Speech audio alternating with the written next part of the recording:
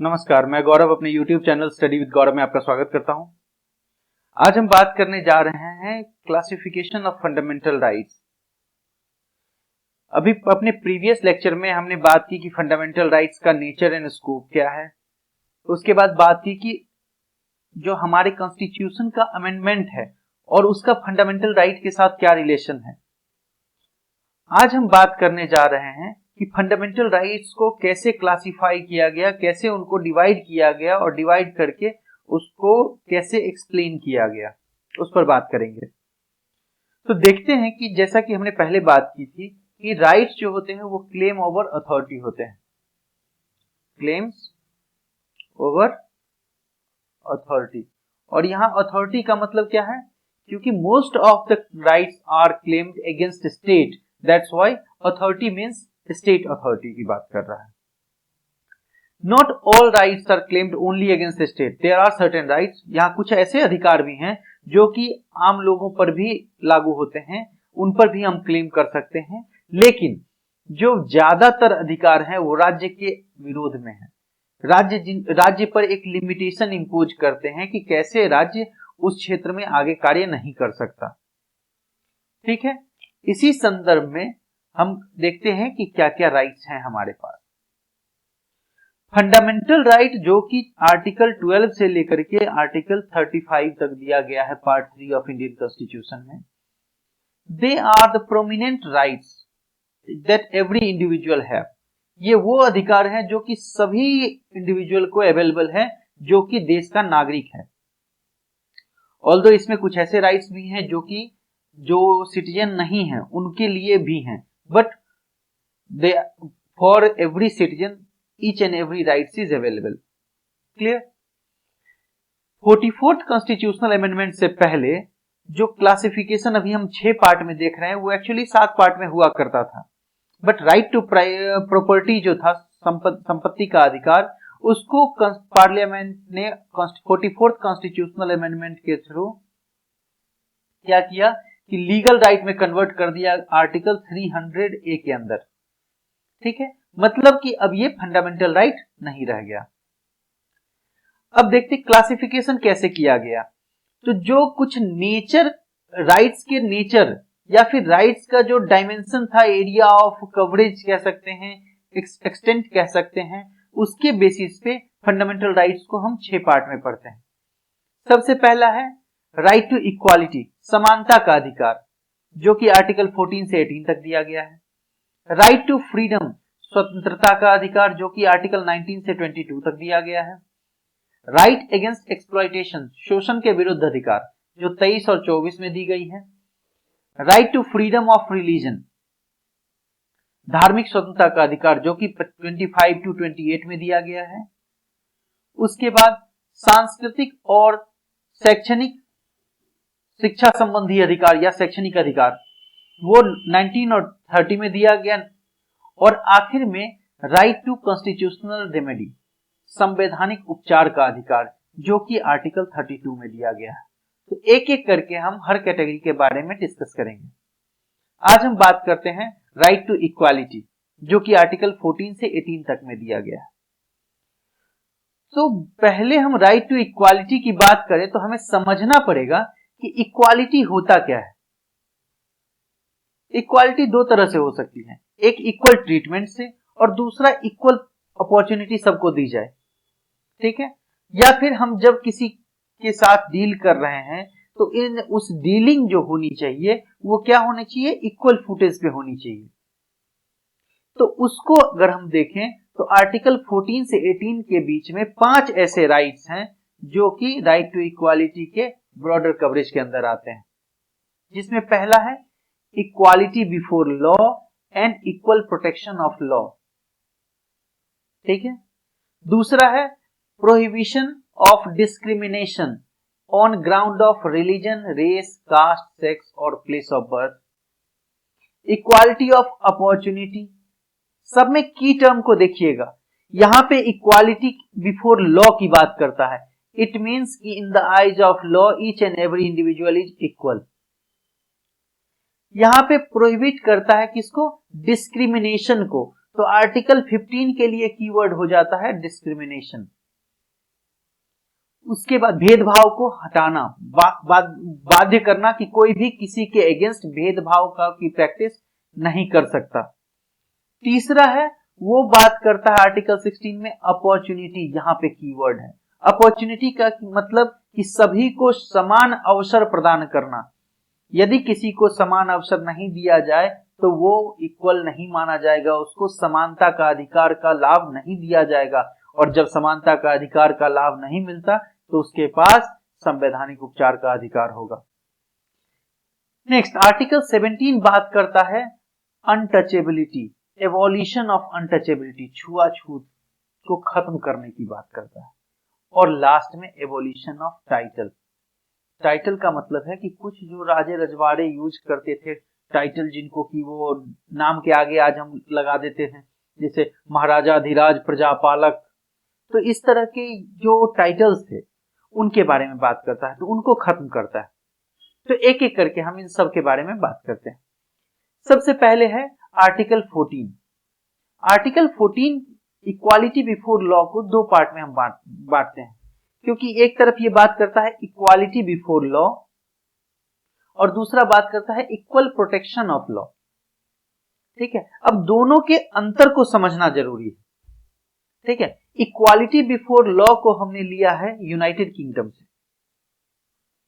As we know our constitution is a borrowed constitution up to certain extent, और जो हमने बाहर से लिया उनको मोल्ड करके अपनी सुविधा के अनुसार, अपनी आवश्यकता के अनुसार उसको अपने में समाहित कर लिया, मिला लिया। तो ये हमने लिया है इक्वालिटी बिफोर लॉ यूके से, जो कहता है all are equal in the eyes of law. Equal in the eyes of law का क्या मतलब है, और क्या इक्वालिटी जो है, अगर हम सबको मानिए कि इक्वालिटी की बात करते हैं तो सबको समानता की बात करते हैं, तो क्या समानता से, सबको बराबर स्वरूप में देने से क्या सबकी समस्याएं समान रूप से खत्म हो सकती हैं? ठीक है, तो इसको हमें समझना पड़ेगा। तो यहां पे दो टर्म को समझना आवश्यक है, एक है इक्वालिटी और दूसरा है इक्विटी। ठीक है, इक्वालिटी का मतलब है कि सबको समान देना, ठीक है, सबको समान ट्रीट करना। और इक्विटी की बात जो है, इक्विटी कहता है कि सबको उतना दो जितना आवश्यक हो। इसका उदाहरण हम समझते हैं कि एक बच्चा है जिसको मानिए 500 रुपए में पिज्जा मिल रहा है। ठीक है, अब बच्चा है, बच्चे को पिज्जा खाने की इच्छा तो हो सकती है। एक बच्चा है जिसके पास 300 रुपए है, और उसी तरफ दूसरा बच्चा है जिसके पास 200 रुपए है। ऑब्जेक्टिव क्या है यहां? बच्चे की इच्छा पूरा करना, पिज्जा खिलाकर खाने के लिए उसको कैपेबल बनाना। पिज्जा से आप जॉब को कंसीडर कर सकते हैं, आप रेस को कंसीडर कर सकते हैं, आप लाइफ गोल को कंसीडर कर सकते हैं, बट यहाँ पे ये एग्जाम्पल के लिए हमने पिज्जा लिखा है जिसका कॉस्ट है ₹500। इसके पास 300 रुपए, इसके पास 200 रुपए। इक्वालिटी का प्रिंसिपल कहता है कि दोनों को हम समान देंगे। अब मानिए दोनों को 200 रुपए दिए गए, ठीक है, इक्वालिटी। इसके पास 500 रुपया हो जाएगा, ये पिज्जा खा लेगा, लेकिन इसके पास क्या होगा? 400 रुपया होगा। क्या ये खा सकता है? नहीं खा सकता है। तो इक्वालिटी कहता है समान अवेलेबल कराना, जो इक्वल अपॉर्चुनिटी प्रोवाइड करना। इक्विटी कहता है आवश्यकता के अनुसार अपॉर्चुनिटी प्रोवाइड करना, अर्थात कि इसको हमें 200 की बजाय 300 रुपया देना पड़ेगा, तब इसके पास 500 होगा और ये पिज्जा खा सकता है। ठीक है, तो इसी कंटेक्स्ट में इक्वालिटी बिफोर लॉ बात करता है कि कानून की नजर में सभी लोग समान होंगे। कानून ये नहीं देखेगा कि अगर किसी बड़े शख्स ने, जिसके पास बहुत पैसे हैं, जिसके पास बहुत पावर है, उसने अगर कोई मर्डर किया है और एक गरीब आदमी ने मर्डर किया है, तो ये नहीं देखेगा कि 302 के अंदर, जो सेक्शन 302 है आईपीसी का, इंडियन पिनल कोड का, उसके अंदर जो पनिशमेंट है वो दोनों के लिए इक्वल होगा। ये नहीं कि जो अमीर है उसके लिए कम होगा और जो गरीब है उसके लिए ज्यादा होगा। ठीक है, तो इक्वालिटी बिफोर लॉ की बात करता है। यही दूसरी तरफ इक्वल प्रोटेक्शन ऑफ लॉ है। Equal protection of law equity की बात करता है। और इक्विटी में किसकी बात कर रहा है कि जो जिस परिवेश से आ रहा है, like should be treated alike. अब मानिए एक आदमी किस सर्कमस्टांसेस में कुछ कर रहा है।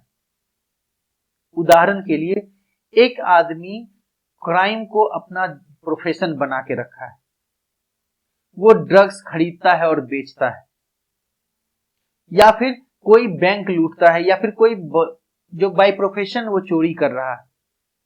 और एक आदमी है जो कि उसको भूख लगी थी और भूख के कंटेक्स्ट में वो जाकर के कहीं से कुछ चुरा लेता है। तो दोनों के सर्कमस्टांसेस अलग अलग हैं। तो जो सर्कमस्टांसेस में काम करता है उस सर्कमस्टांसेस के हिसाब से लोगों को इक्वली ट्रीट किया जाएगा। Treatment of equality in equal circumstances, ठीक है, रेदर देन इंसिडेंट्स।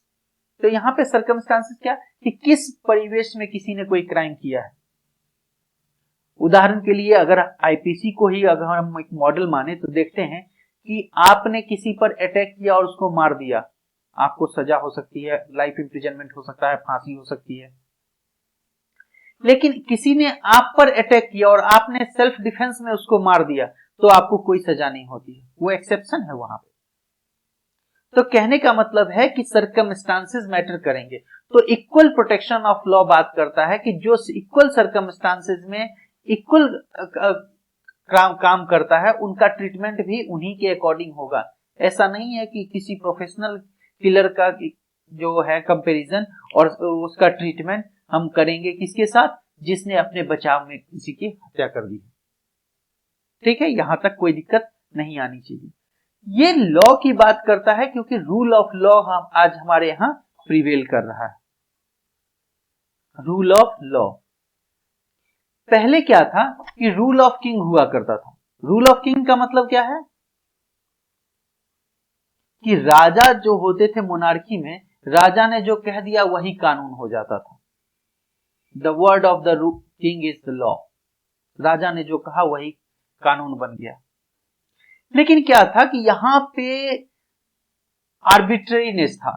हो सकता था कि मानिए कि राजा का बेटा अगर कोई अपराध करता है तो उसको वो छोड़ दे, और एक दूसरा जो उसका है अगर कोई दूसरा व्यक्ति अगर कोई अपराध करता है तो उसको सेवियर पनिशमेंट दे। तो ये मॉडर्न फिलोसफी में, मॉडर्न डेमोक्रेसी में rule of king is converted into king of law. King is law.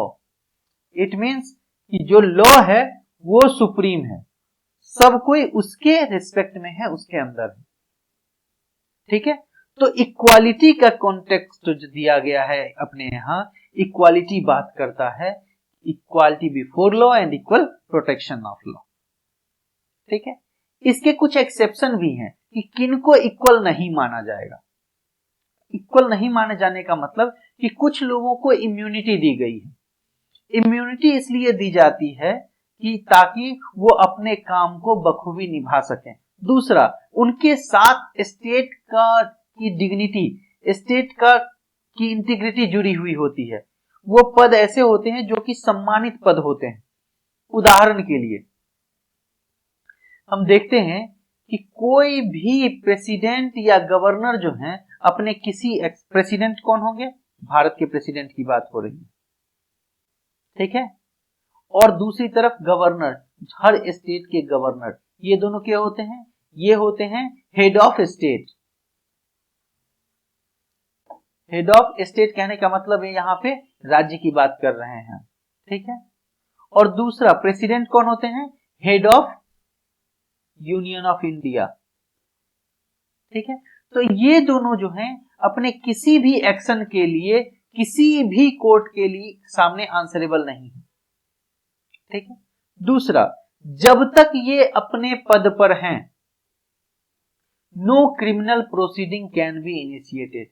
इन पर किसी भी आपराधिक मामले में इनके खिलाफ कोई भी आपराधिक मामला प्रारंभ नहीं किया जा सकता, नहीं चलाया जा सकता। ठीक है।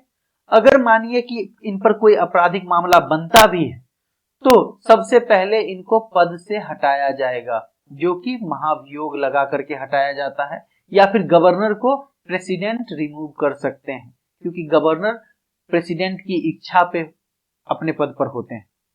ठीक है, तो प्रेसिडेंट गवर्नर को हटा सकते हैं। प्रेसिडेंट को हटाने के लिए महाभियोग लगाया जा सकता है। हटने के बाद ही उनपे क्रिमिनल प्रोसीडिंग स्टार्ट की जा सकती है। ठीक है। और तीसरा, वियना कन्वेंशन जो था, Vienna convention on diplomatic immunity,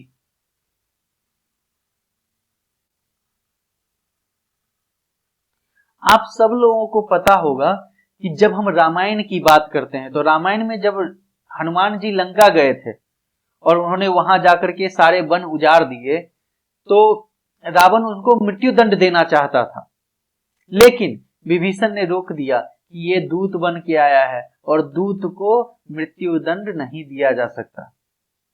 तो इसी का अपग्रेडेड वर्जन हम कह सकते हैं कि Vienna convention on diplomatic immunity या फिर Vienna convention on consular immunity.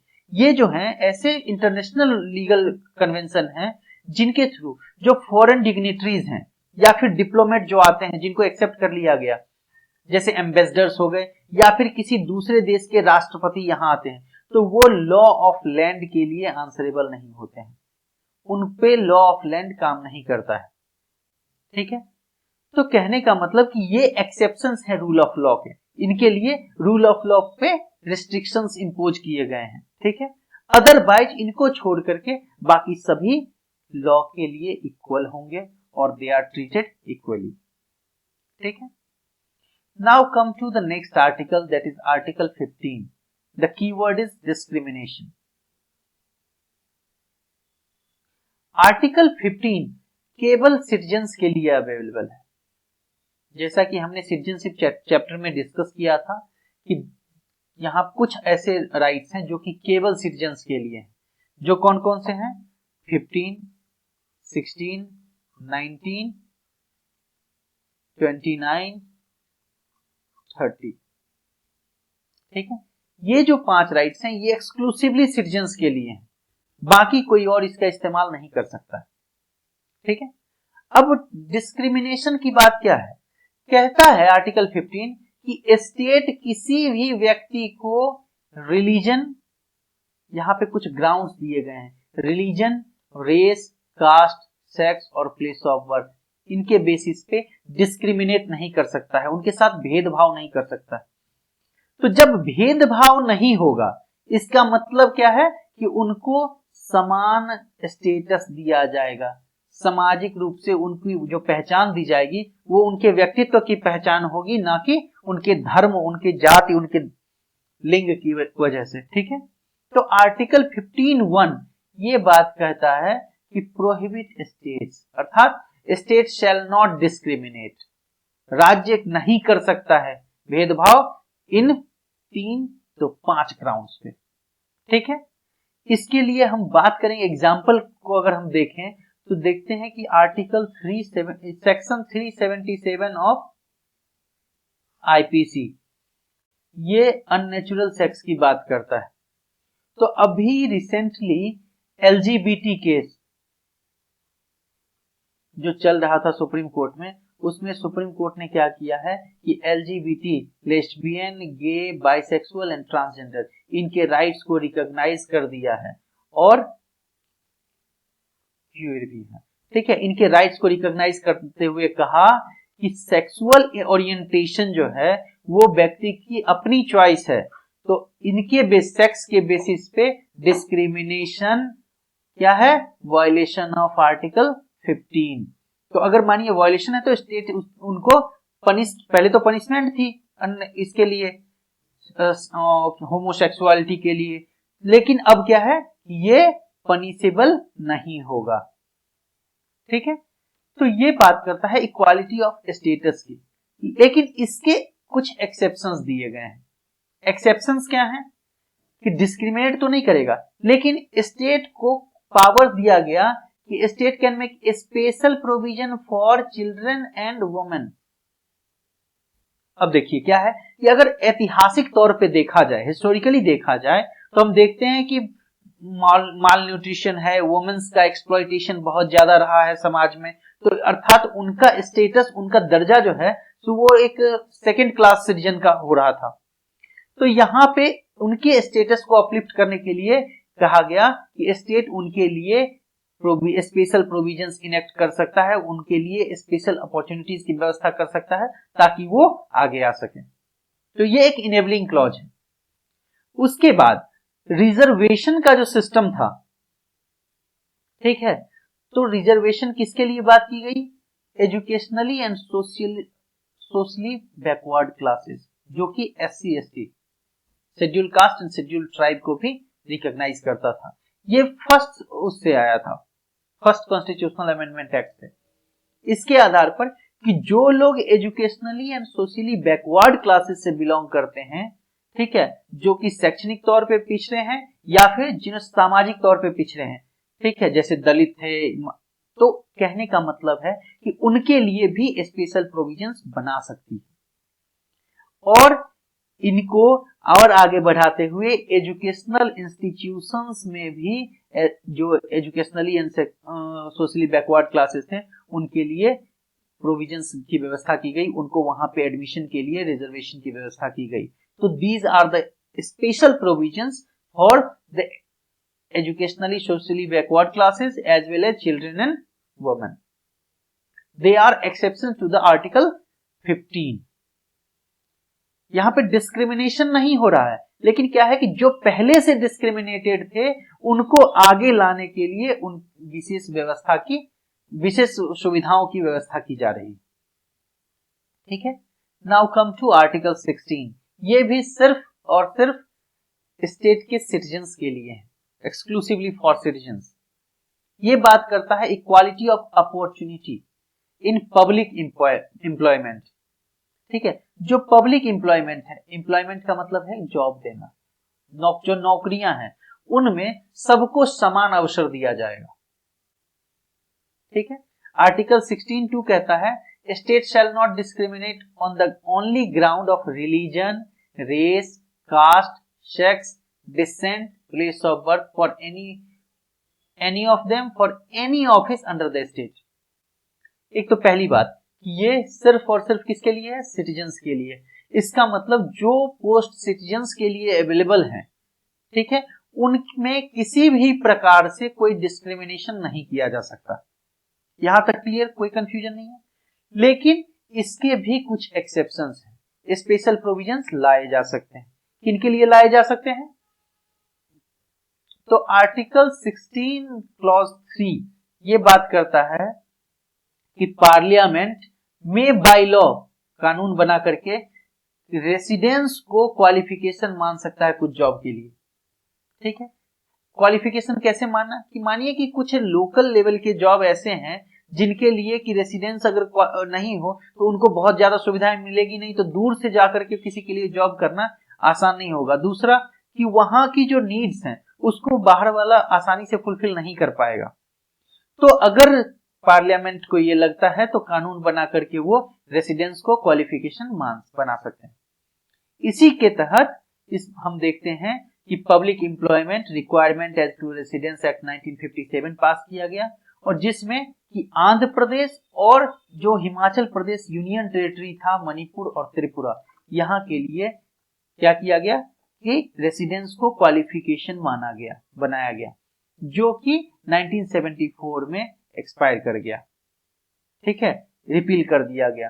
अब क्या है कि अब ये सब खत्म हो गए, सिर्फ आंध्र प्रदेश को जो स्पेशल राइट्स कॉन्स्टिट्यूशन के अंदर दिया गया है आर्टिकल 371 डी में, ठीक है, तो उसमें जो राइट्स दिए गए हैं आज की डेट में सिर्फ वो अप्लीकेबल हैं as a criteria of residence पे। Clear? Now come to article 16 clause 4।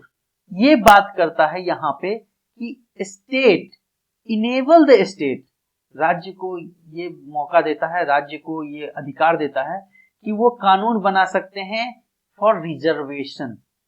Reservation हमेशा ही न्यूज में रहता है, रिजर्वेशन अच्छा है बुरा है, ये एक डिबेट का इशू है। लेकिन क्या है कि अपॉइंटमेंट के लिए, ठीक है, और post in favour of any backward classes of citizen which in the opinion of a state is not adequately represented। ठीक है, यहां पे 3 बातों पे ध्यान देना है। पहला कि स्टेट रिजर्वेशन का प्रोविजन बना सकता है, तो इनेबलिंग क्लॉज है, स्टेट को पावर है। कब बना सकता है, उसके लिए कंडीशन है कि अगर जो बैकवर्ड क्लासेस हैं, बैकवर्ड क्लासेस में मतलब socially and educationally backward classes, sorry socially and educationally backward classes, ठीक है, इनकी बात कर रहा है। तो यहां पे लिमिटेशन है कि और कब बना सकता है कि अगर वो एडिक्वेटली मतलब सही जो उनका प्रोपोर्शन है उस प्रोपोर्शन में अगर प्रशासन में रिप्रेजेंट नहीं कर रहे हैं तो बना सकता है। तो इसी के बेसिस पे जो रिजर्वेशन दिया गया, देखते हैं कि 22% रिजर्वेशन दिया गया है एसटी को, एससी एंड एसटी, 27% दिया गया है ओबीसी को, ठीक है, और सर्टेन अदर रिजर्वेशंस, ठीक है। तो कहने का मतलब कि ये सोशली और एजुकेशनली बैकवर्ड क्लासेस के लिए रिजर्वेशन का प्रोविजन बनाया गया। लेकिन क्या है कि ये केवल इनेबलिंग क्लॉज है, ऐसा नहीं है कि हम क्लेम कर सकते हैं कि रिजर्वेशन हमारा राइट है, क्योंकि ये फंडामेंटल राइट के अंदर दिया गया है। They are just enabling clauses. Enabling clause का मतलब ये स्टेट को पावर देते हैं कि अगर स्टेट को लगता है कि they are not adequately represented, then a state can make law or providing reservation। इसमें क्या है कि अभी रिसेंटली एक केस आया था उत्तराखंड का, जिसमें एक पर्सन जिसको प्रमोशन नहीं दिया गया था और उसने क्लेम किया कि मतलब जो है तो रिजर्वेशन मुझे मिलना चाहिए, तो उसमें सुप्रीम कोर्ट ने कहा कि ये आपका राइट नहीं है रिजर्वेशन क्लेम करना, ये स्टेट देखेगा कि the community from which you are belonging to is adequately represented or not। इसीलिए इनके इंटरेस्ट को प्रोटेक्ट करने के लिए हम देखते हैं आर्टिकल 338, 338A और रिसेंटली आर्टिकल 338B ये लाया गया। ये है शेड्यूल कास्ट, शेड्यूल ट्राइब और अभी national commission for backward classes, ये अभी जिसको स्टेटरी स्टेटस दिया गया है रिसेंटली, ठीक है। तो ये जो कमीशन बनाए गए हैं, इन कमीशन का पर्पस ये है कि ये इनके राइट्स को देखते हैं, इनके लिए क्या प्रोविजन होना चाहिए उनकी बात करते हैं और उनको सरकार के सामने रखते हैं, ठीक है। तो reservation is not our right, just an opportunity for state to provide reservation if they are not adequately represented. इसमें एक केस है Indira Sawhney versus Union of India case 1992, जिसको मंडल कमीशन केस भी कहते हैं। मंडल कमीशन केस इसीलिए कहा जाता है क्योंकि जो मंडल साहब थे, मंडल साहब के चेयरमैनशिप में एक कमीशन बनाई गई थी जिसने बैकवर्ड क्लासेस के रिजर्वेशन की बात की थी, ठीक है। और उसी के रिकमेंडेशन को एडॉप्ट करते हुए जो बैकवर्ड क्लासेस थे उनके लिए ओबीसी, जो अदर बैकवर्ड क्लासेस थे उनके लिए रिजर्वेशन लाया गया। तो इसमें सुप्रीम कोर्ट ने कहा, क्योंकि इसमें क्या हुआ था कि इकोनॉमिकली बैकवर्ड क्लासेस को भी मतलब इन्होंने रिजर्वेशन देने की बात की थी, तो सुप्रीम कोर्ट ने अपने ओपिनियन में कहा इस केस में कि कॉन्स्टिट्यूशन बैकवर्ड क्लासेस का मतलब केवल सोशली और एजुकेशनली बैकवर्ड क्लासेस को रिकॉग्नाइज करता है, इकोनॉमिकली को नहीं करता है, ठीक है। तो वंस इकोनॉमिकली नहीं करता है तो इसका मतलब कि they can not be given reservation under constitution. अब एक क्वेश्चन आता है कि why socially and educationally backward classes. तो इसका आंसर अगर आप देखें तो इसका आंसर है कि जो इंडियन कंटेक्स्ट में हिस्टोरिकली जो डिस्क्रिमिनेशन हुआ है वो सोशल क्राइटेरिया के हिसाब से हुआ है। जो इंडियन पर्सपेक्टिव में हम देखें ब्राह्मण, क्षत्रिय, वैश्य और शूद्र, तो जो डिस्क्रिमिनेशन ये जो कास्टिज्म था, जो वर्ना सिस्टम था, तो डिस्क्रिमिनेशन इसके बेसिस पे हुआ है। तो जो कि सामाजिक तौर पे उनको उनके साथ भेदभाव हुआ है, तो इसलिए सामाजिक तौर पे ही उनको अपॉर्चुनिटी भी मिलनी चाहिए। और देखते हैं कि जो निम्न तबके के लोग आते थे, तथाकथित निम्न तबके के उस वर्ना सिस्टम में, तो उनको पढ़ने लिखने का भी अधिकार नहीं था। तो चूंकि वो उनको पढ़ने लिखने का अधिकार नहीं था, वो पढ़ नहीं पाते थे, तो तो इसीलिए उनको एजुकेशनली जो लोग पिछड़े रह गए हैं तो एजुकेशनली बैकवर्ड क्लासेस को भी रिकॉग्नाइज किया गया, ठीक है। बट इसमें कंडीशन रखा गया कि रिजर्वेशन शैल नॉट एक्सीड 50%, मतलब मैक्सिमम कैप जो होगा रिजर्वेशन का वो 50% होगा, उससे अधिक नहीं होगा। और ये भी सिर्फ और सिर्फ पब्लिक अपॉइंटमेंट एंड एम्प्लॉयमेंट के लिए है। इसका मतलब ये नहीं है कि प्राइवेट जॉब में अगर रिलायंस अंबानी कोई कंपनी खोलते हैं तो उसमें हम जाकर के क्लेम कर सकें कि हमारा तो 50% रिजर्वेशन जो रिकॉग्नाइज किया गया है वो हमको दिया जाए। ये केवल पब्लिक जॉब्स के लिए है, प्राइवेट जॉब्स के लिए नहीं अवेलेबल है। अभी रिसेंटली कॉन्स्टिट्यूशनल अमेंडमेंट के थ्रू 103rd कॉन्स्टिट्यूशनल अमेंडमेंट, ठीक है, इसके तहत क्या किया गया है कि वो भी जो एजुकेशन इकोनॉमिकली बैकवर्ड क्लासेस हैं,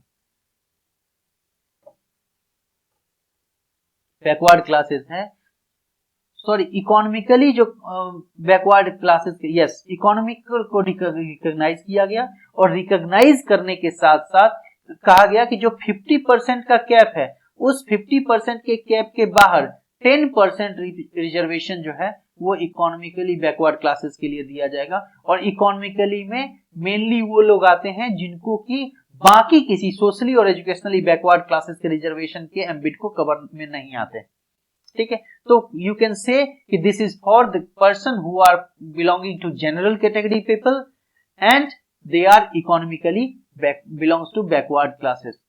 there is certain criteria laid down, for example 8 lakh से कम उनकी फैमिली इनकम होनी चाहिए, सर्टेन लैंड क्राइटेरिया है, एरिया ऑफ हाउस स्ट्रक्चर, घर का जो एरिया है उस पर होना चाहिए, एग्रीकल्चरल क्लॉज है, एग्रीकल्चरल लैंड का एरिया है उस पे है। तो there are certain restrictions imposed कि what would be the limit, कैसे हम रिकॉग्नाइज करेंगे कि कोई पर्सन इकोनॉमिकली बैकवर्ड क्लास से बिलोंग करता है या नहीं, ठीक है। तो ये है रिजर्वेशन का context. Now come to article 17, abolition of untouchability. Article 17 सीधी बात करता है कि अनटचेबिलिटी जो छुआछूत की प्रैक्टिस हमारे यहाँ थी, ठीक है, इसको खत्म करता है, एबॉलिश करता है, कंप्लीट एबॉलिशन की बात करता है। ये नहीं कि आप जो है सो कैसे उसको मतलब किस तरह से प्रैक्टिस करते हैं, ये कहता है ये एबॉलिश्ड है, खत्म हो गया आज से, और इसको practice in any form is forbidden. किसी भी तरह से इसका प्रैक्टिस अगर कोई करता है, ठीक है, तो वो क्या है, इलीगल है, दैट इज पनिशेबल। इसको इन्फोर्स करने के लिए, ठीक है, untouchability shall be an offence. Offence का मतलब है कि ये इलीगल है, अगर आप इसको प्रैक्टिस करते हैं तो you will be punished in accordance with law, कानून के हिसाब से आपको सजा दी जा सकती है, ठीक है। अब क्या है कि दिक्कत ये थी कि अनटचेबिलिटी को कहीं डिफाइन नहीं किया गया, ठीक है। अब अनटचेबिलिटी को डिफाइन नहीं किया गया, लेकिन पार्लियामेंट, अब यहां पे क्या है कि अनटचेबिलिटी एबॉलिश हो गया है, लेकिन आर्टिकल 17 में यह नहीं बताया गया कि पनिशमेंट क्या होगी। 17 कहीं पे पनिशमेंट की बात नहीं करता है। तो उसके लिए क्या है कि आर्टिकल 35 जो है, जो लास्ट आर्टिकल है फंडामेंटल राइट का, वो पार्लियामेंट को पावर देता है कि अगर कोई भी पार्लियामेंट कोई ऐसा कानून बना सकती है जिससे कि इस पार्ट 3 की बात कर रहा है, इस पार्ट 3 को इन्फोर्स करने में मदद मिले, ठीक है। अगर मानिए अनटचेबिलिटी बैन है, ठीक है, एबॉलिश्ड है, कंप्लीटली खत्म है, लेकिन अगर मानिए उसको क्या पनिशमेंट है वो तो कॉन्स्टिट्यूशन में बताया नहीं गया आर्टिकल 17 में, तो उसको सजा कैसे दी जाएगी, तो उसके लिए आर्टिकल 35 के अंदर पार्लियामेंट को पावर दिए गए। तो इसी पावर का इस्तेमाल करके 1955 में अनटचेबिलिटी ऑफेंस एक्ट लाया गया, ठीक है। इस एक्ट को क्या किया गया, 1976 में अमेंड करके इसका नाम बदल दिया गया protection of civil right act 1955। अब देखिए, जैसा कि मैंने पहले भी कहा कि कॉन्स्टिट्यूशन ना ही कोई और एक्ट इसको अनटचेबिलिटी टर्म को डिफाइन करता है कि अनटचेबिलिटी है क्या, छुआछूत है क्या। लेकिन यहां पे क्या है कि जो protection of civil right act था 1955, इसमें कुछ ऐसे काम बताए गए कि अगर कोई वैसा काम करता है तो वो काम अनटचेबिलिटी माना जाएगा और उसमें उसको पनिशमेंट हो सकती है। एग्जाम्पल कह सकते हैं उसको। एग्जाम्पल क्या थे, उदाहरण के लिए जैसे कि किसी भी आदमी को कोई भी पब्लिक इंस्टीट्यूशन या पब्लिक प्लेस को यूटिलाइज करने से रोका जाए। उदाहरण के लिए ये नहीं, कोई अस्पताल ये नहीं कह सकता, ठीक है, अस्पताल ये नहीं कह सकता कि नहीं हम तुम्हारा इलाज नहीं करेंगे, तुम यहाँ निम्न वर्ग से आते हो। या फिर एजुकेशनल इंस्टीट्यूशंस जो हैं वो किसी को अगर उसमें काबिलियत है, वो अगर एलिजिबिलिटी क्राइटेरिया फुलफिल कर रहा है तो उसको एडमिशन देने से उसके कास्ट इसके बेसिस पे मना नहीं कर सकते, ठीक है। अगर करते हैं तो वो प्रैक्टिस ऑफ अनटचेबिलिटी में आएगा। दूसरा, जैसे मंदिर है, मंदिर के गेट खोल दिए गए, हर कोई, किसी को अधिकार है पूजा करने का, कोई भी जा सकता है, ठीक है। तो पब्लिक ऑफरिंग जो है, अब ये नहीं है कि उसका मतलब कि कोई किसी के घर में जाके कहे कि नहीं मेरा अधिकार है, ये पब्लिक वर्शिप की बात कर रहा है, पब्लिक प्लेसेस की बात कर रहा है, ठीक है।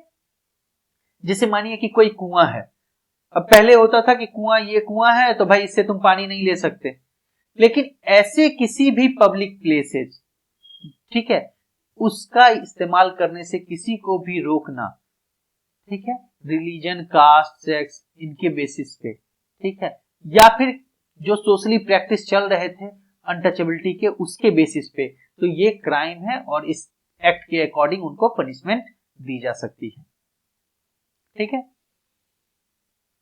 Preventing any person with regard to access to any shop, public restaurant, hotel, water sources, roads.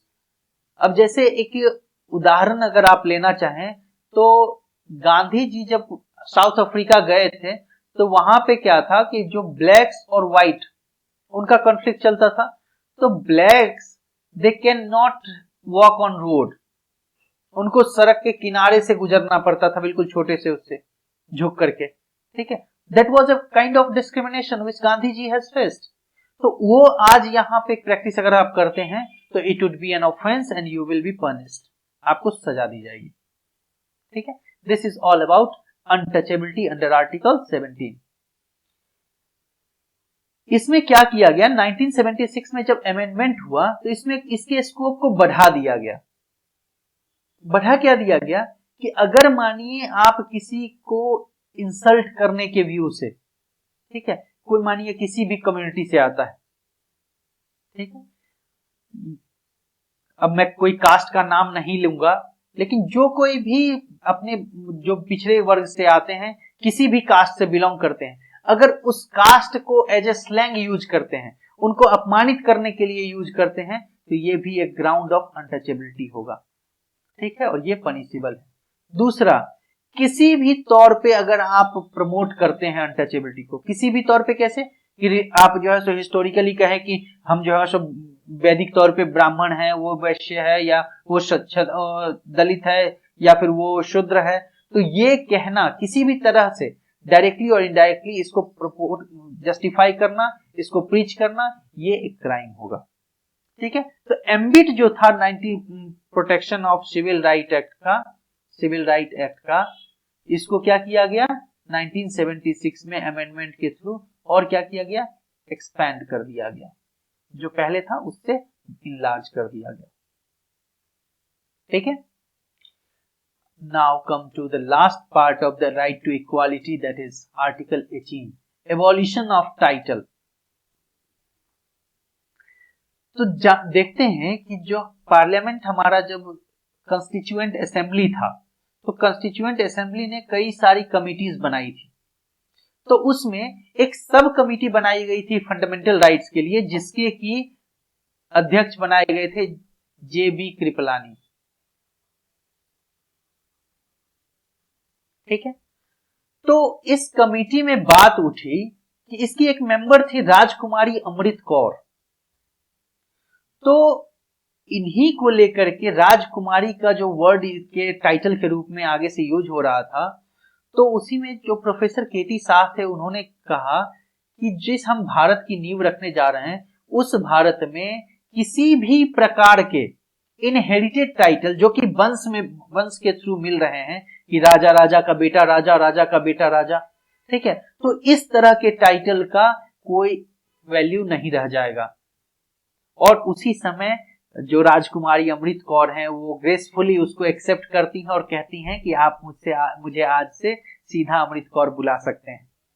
तो this is kind of gesture we have observed in our history, ठीक है, तो कहने का मतलब जो भी हेरिडेटरी टाइटल थे उनको एबॉलिश कर दिया गया, खत्म कर दिया गया। अब देखिए एबॉलिश कर दिया गया तो क्या है कि no title not being academic and military shall be conferred by the state.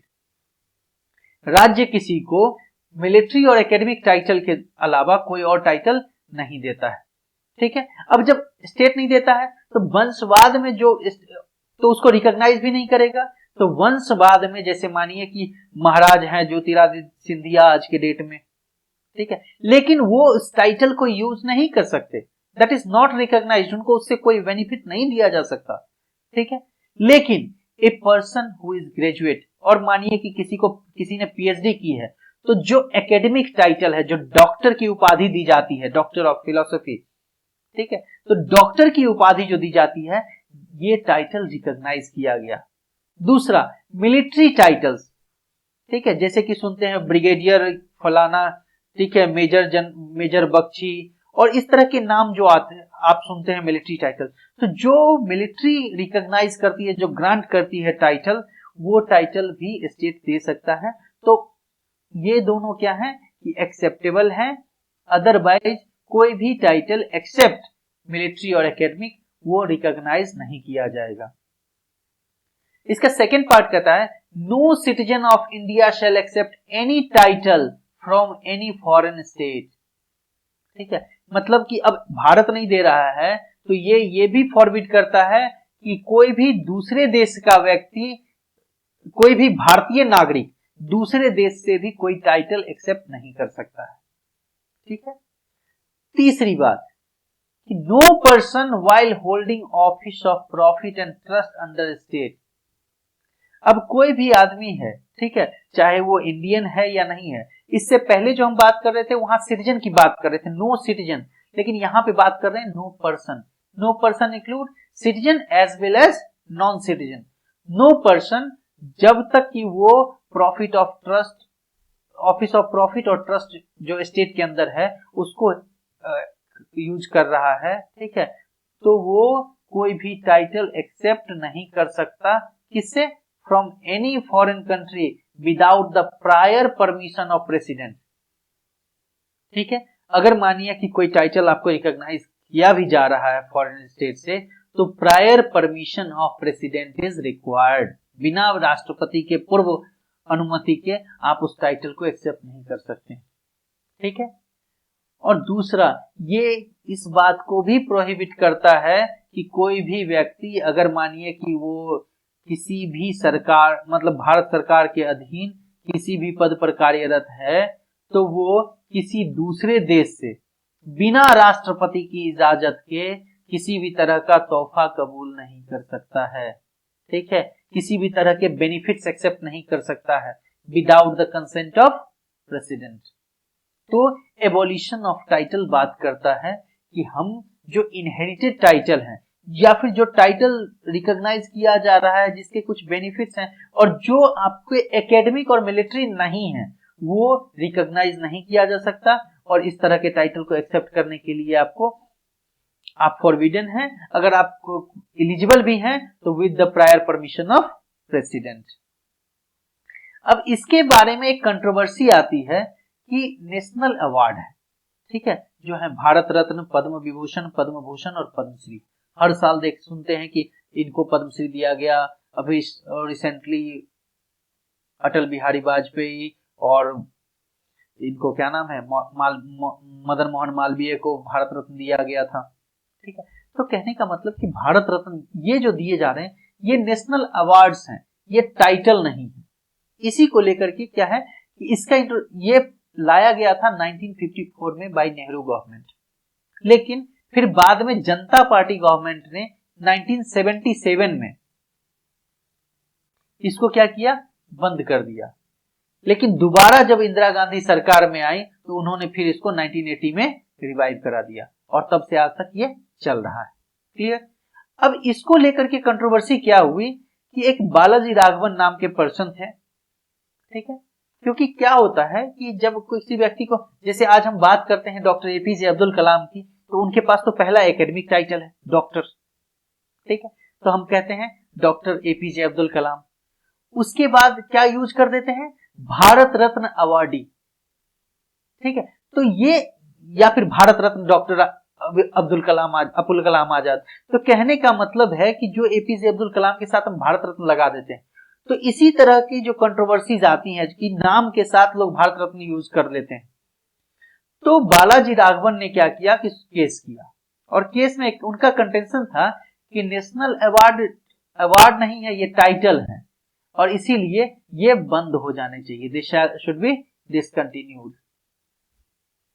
तो सुप्रीम कोर्ट ने क्या किया कि इसको ऑब्जर्व करते हुए इसमें डिसीजन दिया कि ये टाइटल नहीं है, ये अवार्ड है, ठीक है, नॉट टाइटल। क्यों टाइटल नहीं है, तो कोई भी आदमी इस चीज को अपने नाम के आगे और पीछे यूज नहीं कर सकता है। कहने को मानिए कि हम सम्मान देने के लिए किसी कोई अगर भारत रत्न विजेता है, भारत रत्न के पुरस्कार से सम्मानित हैं, तो हम उनको क्या करते हैं, स्टेट उनको रिकॉग्नाइज करता है, तो हम उन सम्मान में उनके लिए भारत रत्न विजेता कह देते हैं, या भारत रत्न अटल बिहारी वाजपेयी कह सकते हैं। लेकिन ये क्या है कि नाम के आगे या पीछे एज ए टाइटल यूज नहीं किया जा सकता है, ठीक है। तो इसीलिए ये अवार्ड्स है, टाइटल नहीं है। इसमें दो कंटेंशन दिए, ठीक है। एक कहा कि जो आर्टिकल 51A जो फंडामेंटल ड्यूटीज का चैप्टर है हमारा पार्ट 4A में, तो इस आर्टिकल के अंदर क्लॉज F जो है वो कहता है कि it is the duty of every citizen to value and preserve the rich heritage of our composite culture. जो हमारी सभ्यता है, संस्कृति है, ये विरासत है, धरोहर है, उसको प्रमोट करने के लिए, प्रिजर्व करने के लिए, उसमें अपना कंट्रीब्यूट करने के लिए अगर कोई ये हर व्यक्ति की ड्यूटी बनती है। अब ड्यूटी बनती है तो ड्यूटी का रिकॉग्निशन भी होना चाहिए, ठीक है। तो इसीलिए उसको रिकॉग्नाइज करने के लिए, ठीक है, कि कोई व्यक्ति कितना बेहतर काम कर रहा है, इसलिए अवार्ड्स होने चाहिए, ठीक है। और इसी वजह से जो अवार्ड्स होने चाहिए, इसी वजह से जो नेशनल अवार्ड्स का सिस्टम है, नेशनल सिविल अवार्ड्स का जो सिस्टम है, इसको लाया गया। तो that's why they are awards and not titles, and once they are not titles, they are not prohibited by constitution or any law. It is award and it is continued till date. ठीक है? This is all about right to equality. In next lecture we will discuss about further topics. Thank you so much. Thanks for watching. If you have any confusion, you can ask me in comment. Thank you so much.